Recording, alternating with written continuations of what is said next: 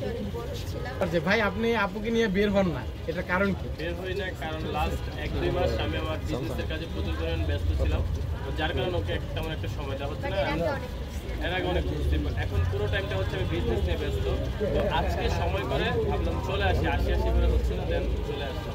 এটা যে তোহাকে নিয়ে আজকে এমন একটা সিক্রেট বলবেন যেটা কেউ জানে না এখন পর্যন্ত। না, কারণ এই 1-2 মাসই হচ্ছে ও একটু বাইরে কিছু টাইম দিচ্ছে বিজনেস, বাট এর আগে আমরা যদি সবসময় যেখানে যাই একসাথে যাই। না সেটা জান, কিন্তু বললাম যে মানুষ জানে না এমন একটা সিক্রেট আপনি তাকে নিয়ে বলবেন যেটা আজ অবধি মানুষ জানে না। মানুষ ওকে দেখে অনেক মনে করে যে অনেক শান্ত বা কথা বলতে পছন্দ করে না, বাট অনেক অনেক চঞ্চল প্লাস অনেক মজা করে এটাই। আর তোহা ভাই, এখন আপনাকে বলবো যে আপনি জান্নাতকে নিয়ে এমন একটা কথা বলেন যেটা মানুষ জানে না।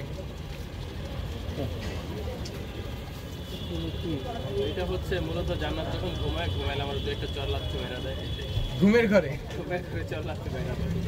আপনি কি এটা রিয়াকশন কিছু করেন না? না, কি করবো, একটা ঘুমন্ত মানুষকে তো কিছু করা যায়। আপনিও ঘুমের ভিতরে দিয়ে দিবেন ঠাস ঠুস করে? হয় না, এরকম হয় না।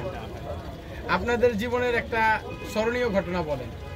আমাদের যে জীবনের স্মরণীয় ঘটনা হচ্ছে আমরা যখন পালিয়ে যাই বিয়ে করার জন্য। আপনারা কি পালায়ে বিয়ে করছিলেন? হ্যাঁ, মানে বাসা থেকে বলছিলাম, বাসায় রাজি হয় না, দেন না পেরে আমরা হচ্ছে করোনার টাইমে তখন সিদ্ধান্ত নিয়ে যে আমরা বিয়ে করবো। তখন আমরা দুজন নিজেরা ডিসাইড করে চলে যাই। আর যাওয়ার সময় আমাদের জন্য কোনো যানবাহন পাই নাই, আমরা টাকে করে হচ্ছে চাঁদপুর গেছি। এটা আমার জীবনের সবচেয়ে বড় স্মরণীয় ঘটনা। কতটুকু বাধার সম্মুখীন হয়েছে? বাধা তো অনেক, মানে সকালবেলা বাসা থেকে বের হয়েছে, আমি জানতাম না আজকে লকডাউন, তো রাস্তায় কোনো গাড়ি নাই, কিচ্ছু নাই। একটা সিএনজি নিয়ে হচ্ছে যে সাইদাবাদ রাস্তার ওখানে যাচ্ছে, বাস চলে না, জাহাজ চলে না। তো এই অবস্থায় ওকে যদি বাসায় কিন্তু অলরেডি কল দিয়ে বের হয়ে বলে দিচ্ছি যে আমরা বের হয়ে গেছি, আমরা বিয়ে করে নেবো, তোমরা আমাদেরকে ইয়ে করো না, মানে যে ডিস্টার্ব বা ফ্যামিলিগত যে অ্যাকশনগুলো এগুলো না নিতে বলেছি কেউ কারো ফ্যামিলি থেকে। দেন এই অবস্থায় তো বাসায় ব্যাক করা পসিবল না।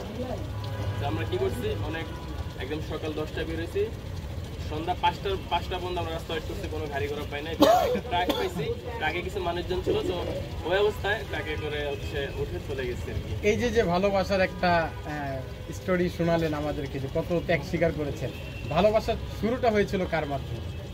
দুইজনের মাধ্যমে একসাথে? না, একসাথে হওয়ার কথা না, যে কোনো একজন আগে প্রপোজ করছে, সেটা কি? সেটা জান্নাত বলে। জান্নাত বলেন, কে আগে প্রপোজ করেছে? সংসারটা ঝামেলা হলো, এই ব্যাপারটা নিয়ে আসলে কি বলা হচ্ছে? এটা তো যার যার পার্সোনাল ব্যাপার, পার্সোনাল এক করবেন কিনা আপনি? সবাই যেমন হচ্ছে সবাইকেই বলি যে কারো সংসারে ঝামেলা হলে চলে যাওয়া বা এরকম কিছু না করে এক হয়ে থাকা। তো আমি বুঝাইছেন ওরা কি বলে, তারা অনেকে নাটক করে বিভিন্ন ধরনের ভাইরাল মানুষ তো অনেক কথাই বলবে। আচ্ছা, সর্বশেষ জানবো আপু, আপনি কন্টেন্ট তৈরির পাশাপাশি আপনি মিউজিক গান করেছেন, আসলে এই গান করার কারণটা একটু জানান। এটা সব ছিল, এই ছিল একবার করার ইচ্ছা আছে কিনা? তাই ইচ্ছা তো হয়ে গেছে একবার। আপনি ভালোবেসে বিয়ে করেছেন, আসলে এটা একটা প্রত্যাশিত, খুব চিন্তা করতেন একটা সময় হয়তো বা ভালোবাসার আমরা পাবো। তো যেহেতু সামনে 14 ফেব্রুয়ারি নিয়ে কি আশা আছে আপনাদের এবং ভাই আপুকে কি ধরনের গিফট দিবেন যদি একটু বলতেন? 14 ফেব্রুয়ারি আসলে মূলত এই ডেগুলো আমার কাছে ভালো লাগে না, আর কখনো আমি পালনও করি না। আর এই বছর 14 ফেব্রুয়ারিতে সমাবর্তন। হ্যাঁ, তো আমরা শবে বরাতের যদি হয়ে থাকে তাহলে ওই ইসলামিক যে নিয়মকানুন সেগুলো পালন করবো।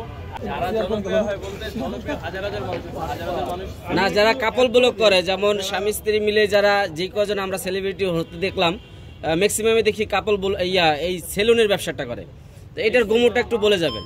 ম্যাক্সিমাম বললে ভুল হবে, কিছু মানুষ করে, কয়েকজন দিচ্ছে। কন্টেন্ট ক্রিয়েটর তো আছে অনেক, কাপল ব্লগার তো অনেক আছে, সবাই তো সেলুন দিতে পারতেছে না বা দিচ্ছে না। আর সব একটা সেলুনের পিছনে ইনভেস্টটা, এটা আপনাদেরকে একটু আগে আমি বলছি, তো সবাই আসলে আসতে পারে না বা অন্যান্য চিন্তা ভাবনা সবাই দিচ্ছে, কিছু কিছু মানুষ দিচ্ছে, যেমন আমি। আপনাদের কি পূর্ব এক্সপিরিয়েন্স আছে কিনা এটাতে? এক্সপিরিয়েন্স আছে, কতটুকু সারা পান, এখান থেকে কতটুকু প্রফিট আশা করা যায়? আলহামদুলিল্লাহ এখান থেকে খুব ভালো একটা প্রফিট আসে এবং খুব ভালো